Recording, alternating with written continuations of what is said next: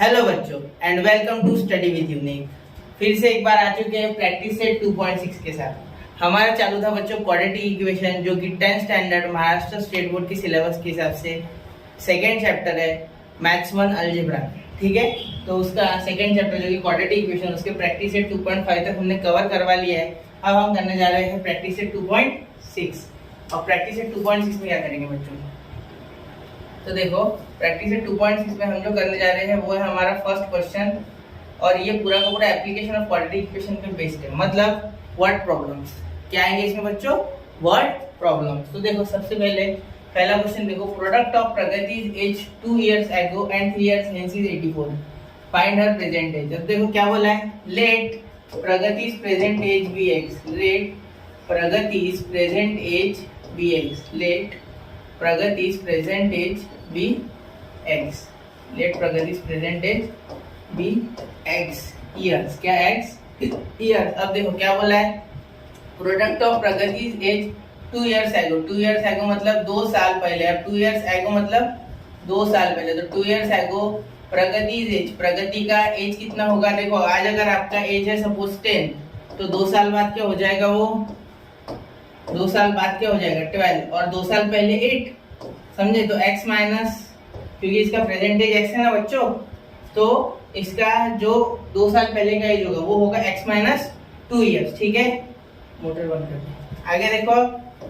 इसके बाद 3 years hence, 3 years hence, 3 years hence यानी बच्चों एडिशन। देखो एगो यानी बच्चों पीछे जाना, पीछे जाना मतलब क्या, सब्सट्रैक्शन। क्या हो गया, सब्सट्रैक्शन। ठीक है, इसलिए इसके एज में सब्ट्रैक्ट किया। और हेंस यानी आगे बढ़ना, आगे यानी हम क्या करेंगे, एडिशन करेंगे। क्या करेंगे, एडिशन करेंगे। समझे, आज में आपको पूरी तरीके से समझ आ गया ये बात। ठीक है, अब देखो 3 year hence, अंदर बटन 3 year hence मतलब 3 साल बाद। ठीक है, तो प्रगति की एज क्या हो जाएगी 3 साल बाद, Pragati age equal to x plus 3 years। मतलब बच्चों 3 साल बाद इसका जो एज है वो क्या हो गया, x प्लस 3। कितना हो गया बेटा, x प्लस 3। 2 साल पहले x माइनस 2 और 3 साल बाद x प्लस 3। अब देखो प्रोडक्ट, क्या बोला है, प्रोडक्ट, प्रोडक्ट यानी मल्टीप्लाई। क्या हो जाएगा बेटा, मल्टीप्लाई।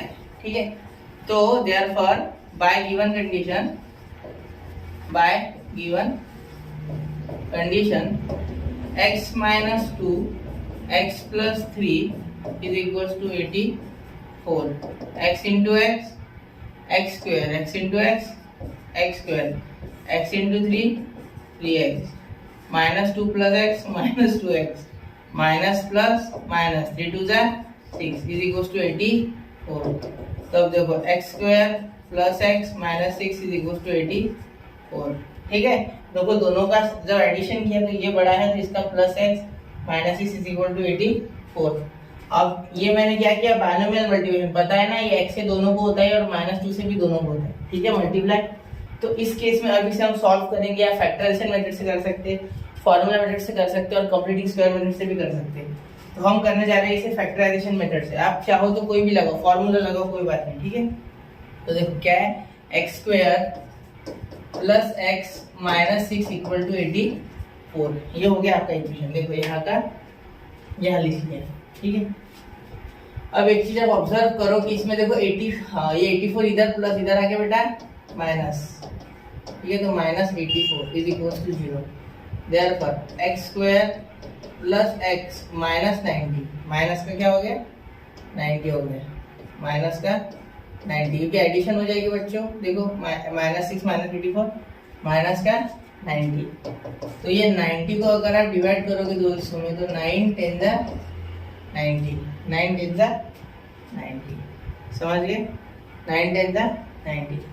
तो अब देखो यहाँ माइनस 9 और यहाँ प्लस 10, ऐसा करना है। क्यों, क्योंकि ये बीच का देखना है आपको। अगर बीच का बच्चों पॉजिटिव होता है, अगर बीच का पॉजिटिव होता है, ये जो भी बीच का होता है आपका बी बोलते हैं उसे, क्या बी। देखो ए बी सी के हिसाब से ए बी सी निकालना सिखाया था, तो ए आप 1 B1 और ये C माइनस 90। तो अगर ये B जो है ये आपका पॉजिटिव बोलता है, पॉजिटिव चाहिए ऐसा बोलता है, तो इन दैट केस याद रखना कि ये अगर पॉजिटिव मांगता है तो ये जो बड़ा वाला नंबर है इसे पॉजिटिव देना, क्योंकि प्लस माइनस के रूल्स के हिसाब से, सब एडिशन सब्ट्रैक्शन के रूल्स के हिसाब से हमें बड़े नंबर की साइन यहाँ लगती है। कौन से नंबर की? बड़े नंबर की। तो +10 की यहाँ साइन लग जाएगी जो कि है +1, क्योंकि अब देखो यहाँ -90 है, तो यहाँ की सीधी सी बात है -90 है, तो माइनस इंटू प्लस करो या प्लस इंटू माइनस करो, वो माइनस तो सेटिस्फाई ऑलरेडी है, लेकिन यहाँ बीच में प्लस है, इसके कारण मैंने +10 को दिया, क्योंकि जब मैं 10 - 9 करूंगा, +10 - 9, तो मेरा आंसर पॉजिटिव आना चाहिए। क्या आना चाहिए मेरा आंसर? पॉजिटिव, ठीक है।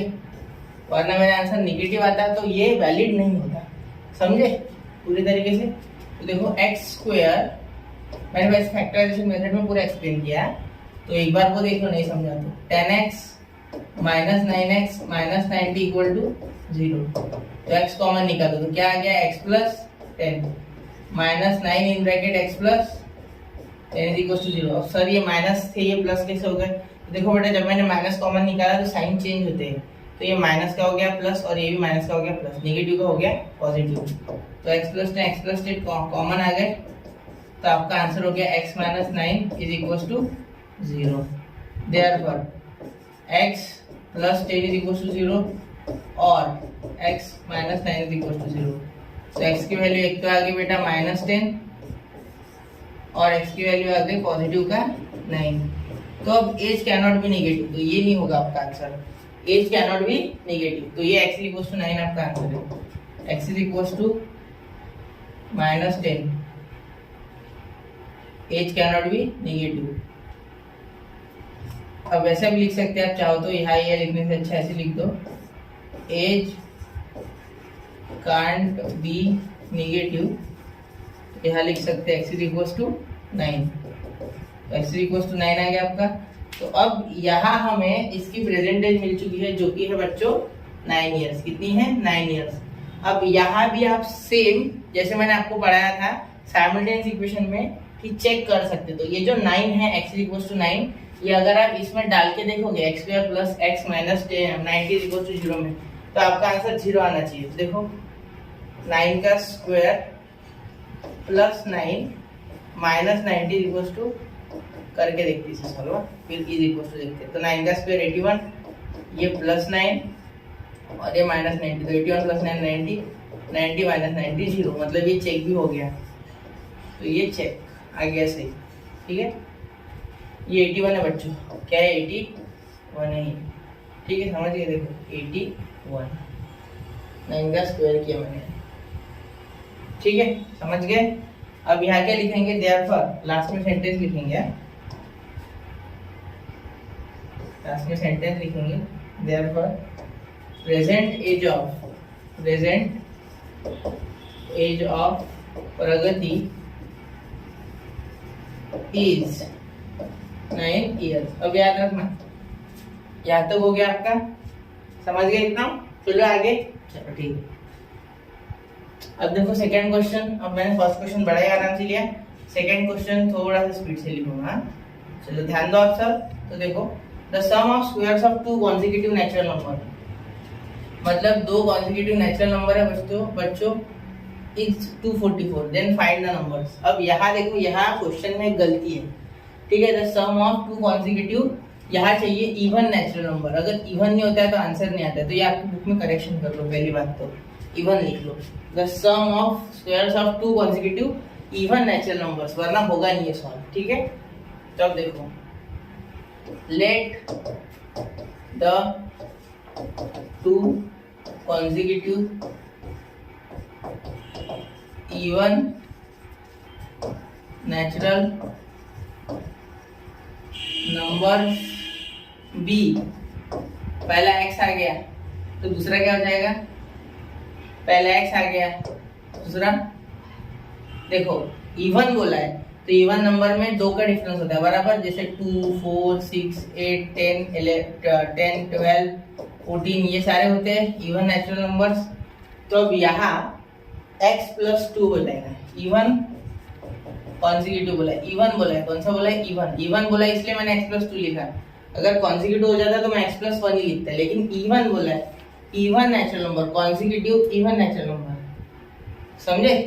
तो x+2 करना, तो एक अगर x आ गया, दूसरा x+2, 2 के बाद 4, 4 के बाद 6, 6 के बाद 8, समझ गए? चल फिर अब क्या बोला है, the sum of their squares, उनके स्क्वायर्स का सम, मतलब इसका स्क्वायर प्लस इसका स्क्वायर, ये बाय गिवन कंडीशन थी, बाय गिवन कंडीशन, ठीक है, कि सम ऑफ उनके स्क्वायर, स्क्वायर इसका स्क्वायर किया और दूसरे का भी स्क्वायर किया तो 244, 244 आना चाहिए बोल के, ठीक है। चलो अब देखते करके आता कि नहीं 244, आंसर देखते, एक्स स्क्वायर प्लस यहाँ हो गया x plus a plus b का whole bracket square, a plus b का होल ब्रैकेट स्क्वायर, क्या फॉर्मूला है ए प्लस बी का होल ब्रैकेट स्क्वायर का, ए प्लस बी का whole bracket square is equal to a square plus 2ab plus b का square, समझ गए? ये आता है आपको? चलो मिटा दूं।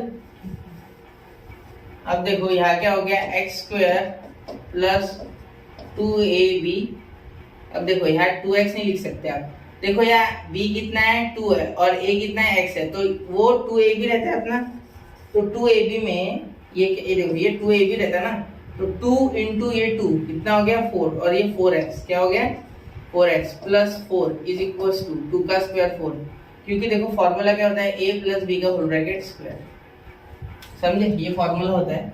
तो अब देखो इसका जो होता है बच्चों को ऐसा होता है एक्सपेंशन की a square plus 2ab plus b square, अगर ये आपको समझा नहीं ना तो बेसिक की वीडियो देखो, उसमें मैंने ये भी समझाया है, ठीक है। ये फॉर्मूला कैसे लगाना है, ये x हो गया a और ये 2 हो गया अपना b और ये 244 वैसे के वैसा, तो अब देखो ये x square plus x square 2x square plus 4x, ये प्लस 4, ये इधर आके माइनस 244 क्या हो, प्लस का माइनस, ठीक है। अब देखो 2x स्क्वायर प्लस 4x, अब देखो यहाँ ये इसके साथ जाएगा तो माइनस 240, 240 क्योंकि देखो ये पॉजिटिव है और ये इसके साथ हो गया तो क्या हो गया निगेटिव हो गया, इस साइड आ गया तो, और ये बड़ा नंबर है इसलिए इसका साइन देना है, इसलिए माइनस 240 अपना आ गया, समझ गया ना क्या हो गया, आया समझ में पूरा अच्छे से। अब यहाँ 2 बच्चों कॉमन निकल जाता है, तो x square plus 2x minus 120 equal to 0, ये क्या हो गया देखो बताना, ये 2 कॉमन निकल गया और ये 0 के नीचे चले गया, ठीक है, 2 कॉमन निकल गया तो 0 के नीचे चले गया तो 0 हो गया, ठीक है। इसको रिड्यूस कर लिया हमने जिससे कि हमारा कैलकुलेशन कम हो जाए।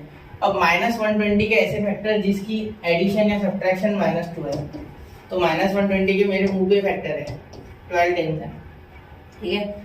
अब वो ये वाला नंबर पॉजिटिव है बच्चों, तो इसलिए बड़े वाले को पॉजिटिव देंगे, छोटे वाले को नेगेटिव, क्योंकि प्लस 12 माइनस 10 हो जाएगा आपका प्लस का 2, समझे? दोनों फैक्टर में बैठना चाहिए ना, समझे? तो एक्स स्क्वायर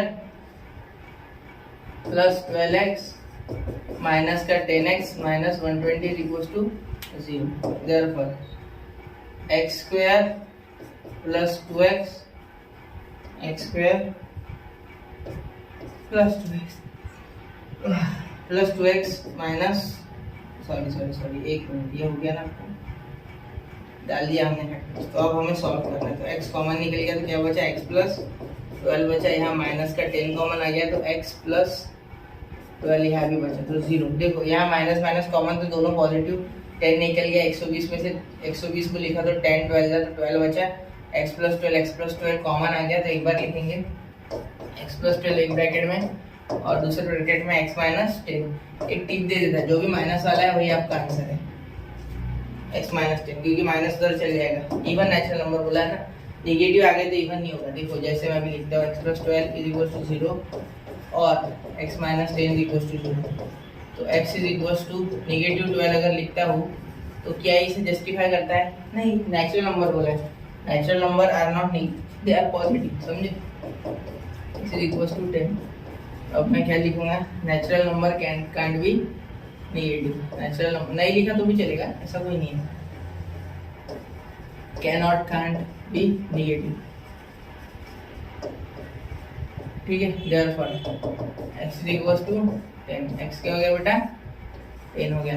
अब x 10 है तो अब देखो देयरफॉर पुट अब x 10 आ गया, फाइंड द नंबर, तो नंबर पहला नंबर तो 10 आ गया, दूसरा x प्लस 2 है, तो 10 plus 2 is equals to 12।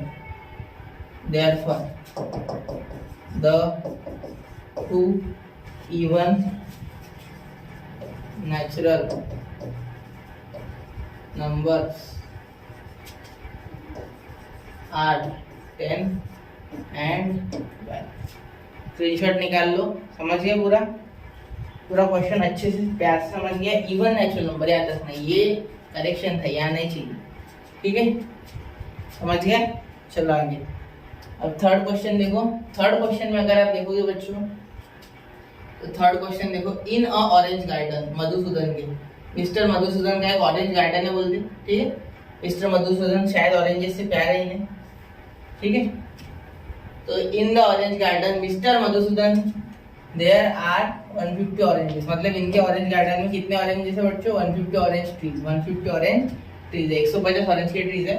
The number of trees in each row is 5 more than number of trees in each column. ये सबसे इंपॉर्टेंट लाइन है। In each row 5 more than that in each column. अब column और row, column बेटा होते हैं ऐसे सीधे, ठीक है, और रो होती है ऐसी आड़ी, तो एक ग्रिड बन जाएगी। ग्रिड समझते ना, ग्रिड, ग्रिड यानी ये 1 2 3 4 ये ऐसे ग्रिड। तो देखो उसके कॉलम जो है वो जितने भी कॉलम है, the number of trees in each row, मतलब हर रो में, रो यानी ये आड़े, आड़े में +5, मतलब 5 ट्रीज ज्यादा है कॉलम से, कॉलम, ठीक है। ये ऐसे सीधे में 5 ट्रीज कम है इससे, इसमें +5 है, और इसमें जितने, अगर हम बोलते हैं कि number of trees in the row is, row ना नहीं, कॉलम बोलते हैं x, तो ये आ जाएगा x + 5 रो का। क्यों? देखो बोला है the number of trees in each row is 5 more than that in each column, मतलब हर एक रो में 5 ट्रीज ज्यादा है कॉलम से, कॉलम से 5 ट्रीज रो में ज्यादा है, याद रखना, ठीक है। कॉलम यानी खड़े वाले और रो यानी आड़े वाले, तो आड़े वाले में ज्यादा हो गए, रो है ना वो, ठीक है। चलो शुरू करते हैं।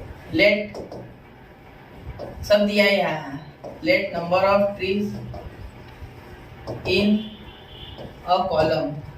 अब कॉलम में क्यों लिया बेटा, समझ गया ना, निगेटिव आना नहीं चाहिए इसलिए, ठीक है, क्योंकि अगर रो ले लेते तो -5 करना पड़ता कॉलम के लिए, और अगर कॉलम लेते तो +5 में जम जाता। Number of trees in a row x + 5, क्या हो गया, x + 5। Therefore and number of trees in a row x + 5। समझे बच्चों? इतना समझ गया ना, आगे शुरू करते हैं। Therefore x in bracket x + 5 is equal to 150। ये क्या कर दिया सर, कौन सी दुनिया से उठा के लाई से? तो देखो सुनो मेरी बात अच्छे से सुनो, ये बाय गिवन कंडीशन यहाँ लिख लेना, तो मैं लिख लेता रेड पेन से, बाय गिवन कंडीशन, ठीक है। तो देखो अब सुनो, ये मैंने क्यों लिखा। अब आप एक चीज बताओ मुझे, ये ऐसी रंगोली दिखी क्या डॉट वाली, तो ऐसे 4 डॉट ऐसे लिखे मैंने, समझो 5 डॉट मैंने ऐसे निकाले, तो कितने डॉट हो गए बच्चों, करो बना, मल्टीप्लाई कैसे करते हो, कैसे निकालते हो, ये 4 गिनते हो और ये 5 गिनते हो, तो 4 × 5 कर देते हैं। Number of rose into number of columns, आपको टोटल डॉट मिल जाएंगे। वैसे हर एक डॉट को एक ट्री समझ लो। तो अगर मैं बोलूँ कि x कॉलम में है, x कॉलम में है और रो में x + 5 है, तो x + 5 इंटू x, तो हमें मिल जाएगा 150। जैसे वो रंगोली जैसा था वैसे, समझे ना क्या बोला मैंने, कि मल्टीप्लाई करने के बाद जैसे लेंथ इंटू ब्रेथ एरिया होता है इसका रेक्टेंगल का, सेम उसी तरीके से, ठीक है। तो ये x इन ब्रैकेट x + 5 समझ गया ना। एक बार और वो कंसेप्ट मेरा वापस 10 सेकंड 20 सेकंड पीछे जाके एक बार देखो, समझ जाएगा, ठीक है। या घर पे करके देखो, रंगोली बना के देखो, समझ जाएगा आपको और एक बार अच्छे से, ठीक है। तो देखो x × x x², x × 5 5x is equal to 150। अब ये 150 इधर आ गया बेटा, प्लस का माइनस। अब देखो यहाँ क्या हो गया फिर, x² + 5x - 150 is equal to 0। अब देखो वापस से मैंने वही लिख दिया, ये लिखना नहीं है, एक बार हो गया, सॉल्व कर लेना। अब -150 के फैक्टर ढूंढना है भाई मुझे। तो -150 के फैक्टर बच्चों 10 × 5, तो वो 10 पॉजिटिव हो या निगेटिव? पॉजिटिव हो बेटा। क्यों? क्योंकि बीच का नंबर पॉजिटिव है, तो बड़े वाले को पॉजिटिव और छोटे वाले को नेगेटिव, इसलिए 10 - 5 इज इक्वल टू पॉजिटिव का 5, और ये तो प्लस इंटू माइनस माइनस ही होने वाला है, चाहे बड़े को माइनस दो या छोटे को, मल्टीप्लीकेशन में उसका कोई फर्क पड़ता नहीं। अगर आपको ये समझ नहीं आ रहा, इसका मतलब आपको रूल नहीं समझते, तो पहले मल्टीप्लीकेशन डिवीजन के रूल देख लो, सब्ट्रैक्शन और एडिशन के साइन रूल देख लो, उसके बाद फैक्टराइजेशन मेथड देखो, और उसके बाद ये प्रॉब्लम करो। प्रोसेस लंबा है, लेकिन सीखना होगा, कंसेप्चुअली आगे बढ़ना होगा। ठीक है, समझ गए? तो चलो, समझ गए ना? x² + 10x - 5x - 150 is equal to 0। ये देखो, -5x + 10x - 5x - 150 is equal to 0। x common आ गया, क्या बचा? x + 10 बचा, -5, यहाँ क्या बचा? x प्लस कितना बचा बच्चों, बताओ? समझ गए क्या? समझा नहीं क्या? देखो 10 और ये 5, ये 15, अरे 150, 10 5 था, 10 × 15 चाहिए था बेटा, गलती हो गई है। देखो मैंने 5 लिख दिया, 5 नहीं होना यार, यहाँ 15 चाहिए, 15, क्योंकि देखो 150 है ना, 150 रुपया, 10 × 15, ये प्लस चाहिए, ये 10 माइनस चाहिए। ठीक है, तो यहाँ देखो अब ये हो जाएगा 15 - 10, तो यहाँ 15 चाहिए हमें। यहाँ आप क्या करेंगे, ये पूरा मिटा देंगे और यहाँ लिखेंगे x² + 15x, ठीक है, -10x - 150 इज इक्वल टू 0। तो x कॉमन आ गया, तो x + 15 -10 कॉमन आ गया, तो x + 15 इज इक्वल टू 0। तो x + 15 x + 15 क्या हो गया? कॉमन आ गया, और ये x - 10, ठीक है, दूसरे ब्रैकेट में। समझ गया ना? मैंने पहले बोला माइनस वाला आंसर है। ठीक है, तो देखो यहाँ therefore x + 15 is equal to 0, therefore x is equal to -15 और x is equal to 10 is equal to 0, तो x इज इक्वल टू +10। और तो ये number of trees can not be negative, लिख लोगे इतना, लिख लेना। Therefore x is equal to 10, ये आपका आंसर है। Therefore number of trees in column, number of trees in column is 10 and in row are 15। r लो is मत लिखो, क्योंकि नंबर ऑफ ट्रीज प्लूरल है ना, r 15, क्योंकि x + 5 इतना तो समझ ही जाओगे आप, यहाँ लिखना चाहिए था। Therefore x + 5 is equal to 10 + 5 is equal to 3। बस इन दोनों को ब्रैकेट कर लो, हो गया। समझे? अच्छे समझ गया? चलो चलो आगे। ठीक, वो एक बार वो डॉट वाला कंसेप्ट देख लेना थोड़ा, कैसे होता है। ठीक है, चलो आगे देखो। अब यहाँ ये क्वेश्चन थोड़ा सा ट्रिकी और डिफिकल्ट भी है, सच में डिफिकल्ट है, याद रखना, सच में ट्रिकी है, डिफिकल्ट से ज्यादा तो ट्रिकी है। ठीक है, तो देखो, Vivek is older than Kishore by 5 years, मतलब किशोर से विवेक 5 साल बड़ा है। ठीक है, किशोर से विवेक बड़ा है, मतलब Vivek is greater than Kishore, मतलब the age of Vivek is greater than Kishore, तो इसीलिए मैंने लिख लिया विवेक किशोर से बड़ा है बाय 5 years। कितना है? 5 साल का अंतर है दोनों के बीच में। The sum of reciprocal of their ages is 1/6। तो देखो हम क्या लिखेंगे, let the age, present age, सीधे लिखेंगे प्रेजेंट एज, एज लिखने से अच्छा लिख देंगे present age. Let the present age of, देखो अब क्या, विवेक या किशोर में से किसका लेंगे? किशोर का लेंगे। क्यों लिया बताता हूँ, Kishore age, present age of Kishore be x year, तब मैंने किशोर का ही क्यों लिया। अब देखो ये जो किशोर है ना, ये छोटा है, तो इसका x लेंगे तो ये x + 5 हो जाएगा। Then Vivek present age is x + 5 years. अब ये प्लस आ गया ना, तो अब मुझे इसे डर नहीं है, खतरा नहीं है मुझे इससे। माइनस वाला रहा ना तो मुझे लगता है भाई डर, मैं विवेक का एक्स लेता तो मुझे किशोर में x-5 लेना पड़ता, फिर और माइनस का घोटाला, उसको संभालते बैठो बच्चे की तरह। उससे अच्छा सीधे सीधे x और x+5 और रेसिप्रोकल आप दे रेडियस इज 1/6। अब रेसिप्रोकल क्या देता है, अब ये समझा देता हूँ, इधर लिखता मैं रेसिप्रोकल ऑफ एजेस उन दोनों में। देखो तो पहले लिखते किशोर का, किशोर से उसका रेसिप्रोकल 1/x, और यहाँ लिखते विवेक से। ऐसे ही लिखा मैंने, आपको अगर समझता होगा तो नहीं लिखा तो भी चल जाएगा। 1/x+5 मतलब इसका उल्टा। अगर कोई बोले 6 का रेसिप्रोकल तो मैं बोल दूंगा 1/6। ठीक है, 1/अपॉन में ले लो उसे, 1/, और उसको डिनोमिनेटर में ले लो जो भी दिया है। हाँ, किसी ने बोला 8/5 का रेसिप्रोकल क्या है, तो 5/8 उल्टा कर दूंगा। ठीक है, टेंशन मत लो, ऊपर नंबर रहा तो उल्टा कर देना, डिनोमिनेटर की जगह न्यूमरेटर, न्यूमरेटर की जगह डिनोमिनेटर। अगर ऊपर कुछ नहीं है नीचे कुछ नहीं है तो 1 आ जाएगा उसके जगह पे। ठीक है, समझ गए? अब चालू करो आगे सॉल्व करना। तो चलिए आगे बढ़ते हैं। तो क्या बोला है, 1/6 क्या है, उन दोनों के सम यानी जब जोड़ा ही नहीं तो क्या बोला गया कि उनके रेसिप्रोकल का सम कितना है, 1/6। तो देखो 1/x प्लस 1/, पूरा क्लास जैसा फीलिंग आना चाहिए बच्चों आपको। समय लगा चलेगा, मुझे कोई बात नहीं, कर लेंगे।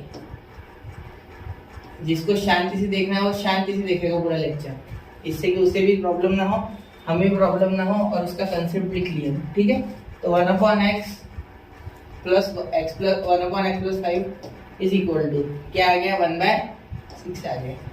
देयरफॉर ये x+5 ऊपर चले गया, प्लस प्लस x, देखो ये इधर क्रॉस मल्टीप्लाई हो गया, इधर हो गया, और यहाँ इन दोनों का क्रॉस मल्टीप्लाई, ये तो पता ही होगा आपको। ठीक है, इज इक्वल्स टू 1/6। अब देखो यहाँ क्या आ जाएगा, x प्लस x 2x, और यहाँ ये 5 ऐसे का वैसा, और यहाँ देखो x into x x², x into 5 5x, ये 1/6। ठीक है, अब देखो ये 1 का कोई खास रोल नहीं है, ऐसी एरर आ गया ये कलर में। ठीक है, और देखो ये 6 इधर मल्टीप्लाई हो गया, तो ये हो गया बेटा 12x प्लस 30, और ये हो गया x² प्लस 5x। ठीक है, क्यों, क्योंकि वहाँ 1 था और ये 6, इन दोनों को मल्टीप्लाई करेगा, समझे? दोनों को मल्टीप्लाई करेगा, इसको भी और इसको भी। समझ गया ना? देखो शांति से देखो, कोई बात नहीं। x², ये माइनस उधर, ये प्लस जाएगा उधर, इधर प्लस हो जाके माइनस, ये इधर प्लस हो जाके माइनस, तो ये x वाले पास में लिख लेना।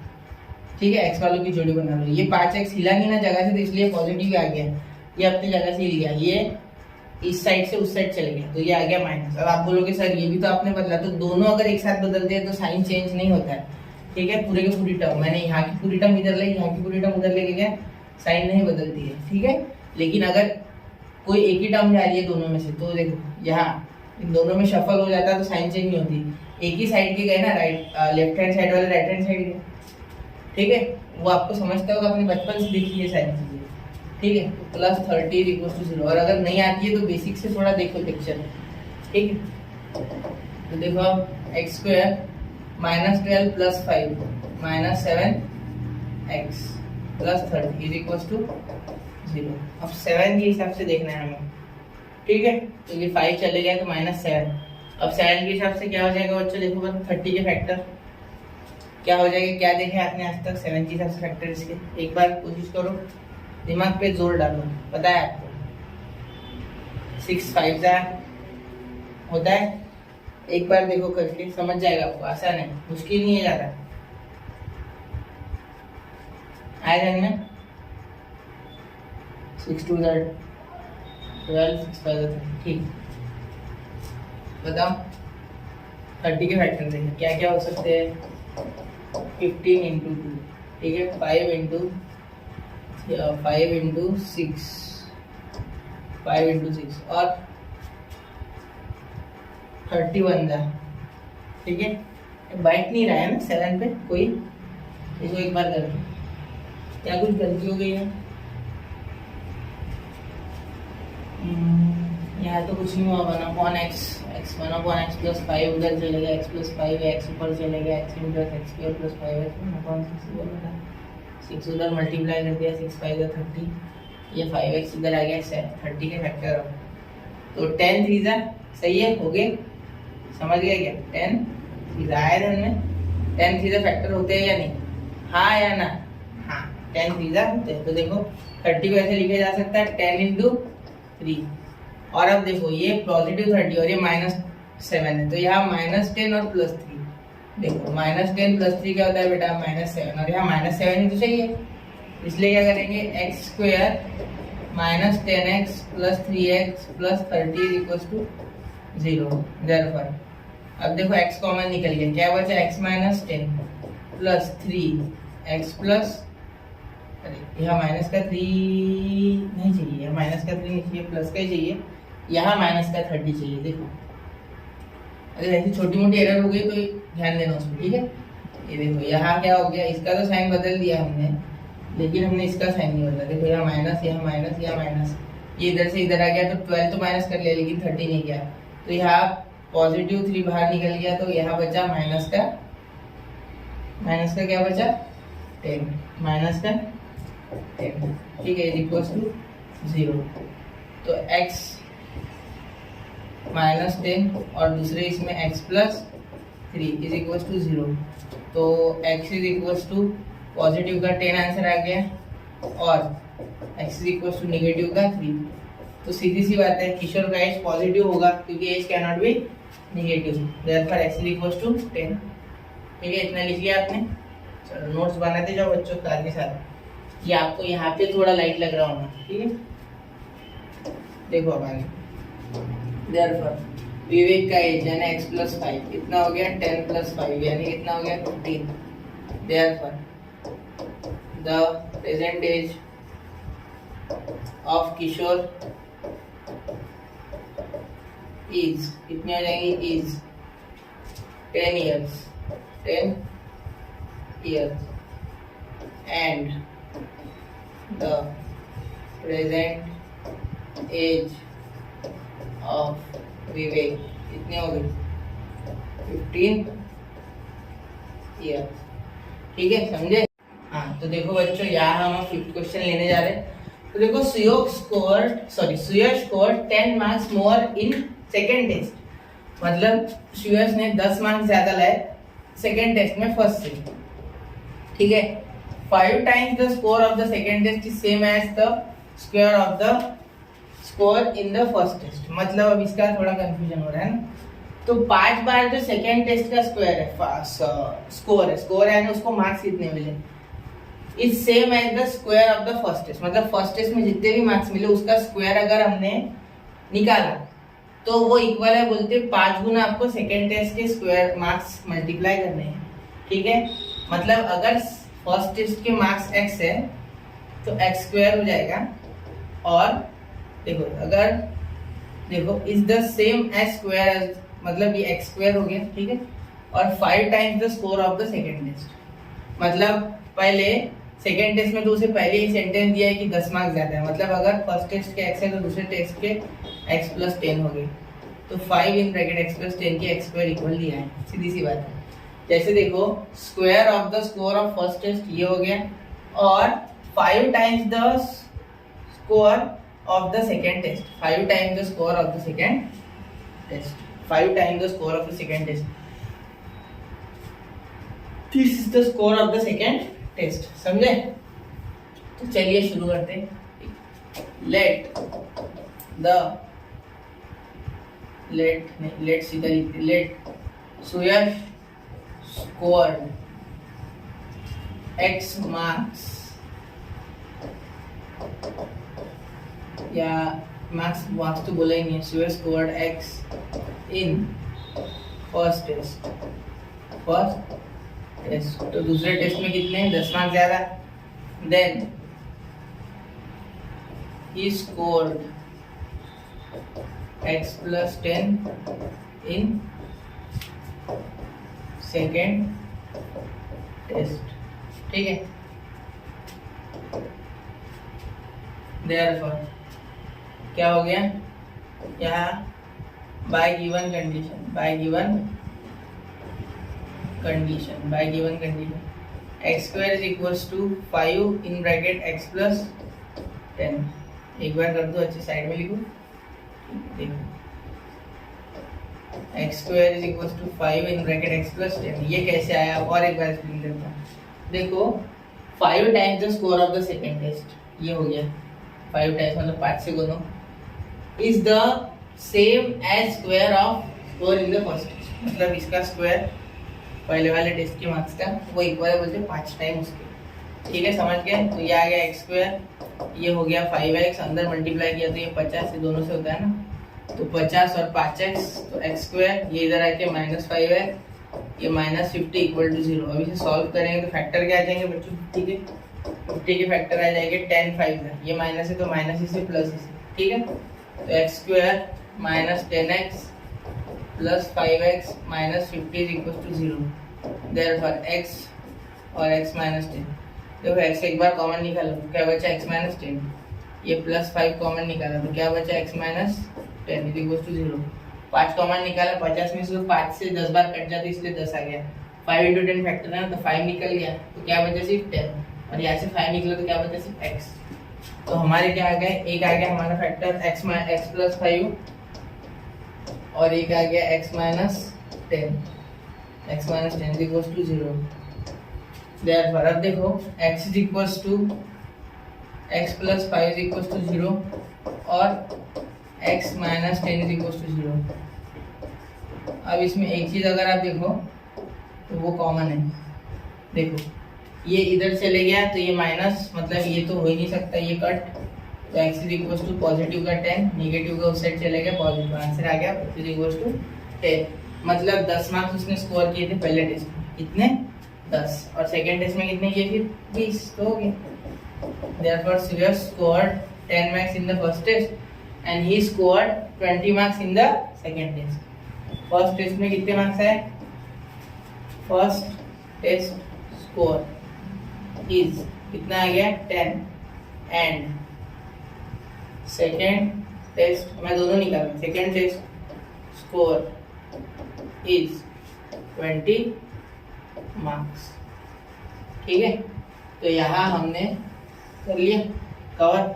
देखो ये कंडीशन देखते सही है, एक्स स्क्वायर इक्वल्स टू, तो एक्स स्क्वायर एक्स की जगह क्या डालना है हमें 10 डालना है, तो 10 का square is equals to 5 in bracket 10 + 10, तो ये हो गया 20, 25 इधर 100, और ये भी देखो इसका स्क्वायर भी 100 हो गया इक्वल, मतलब LHS इक्वल्स टू RHS, इसलिए हमारा आंसर सही है। समझे? मतलब ऐसे ही चेक करना पड़ता है, चेक किए बिना नहीं हो सकता। ठीक है, समझ गया ना? यहाँ भी डाल के देख सकते। देखो 10 का स्क्वायर 100, 5 10 का 50, 50 और 50 -100, तो 100 - 100 0। समझे?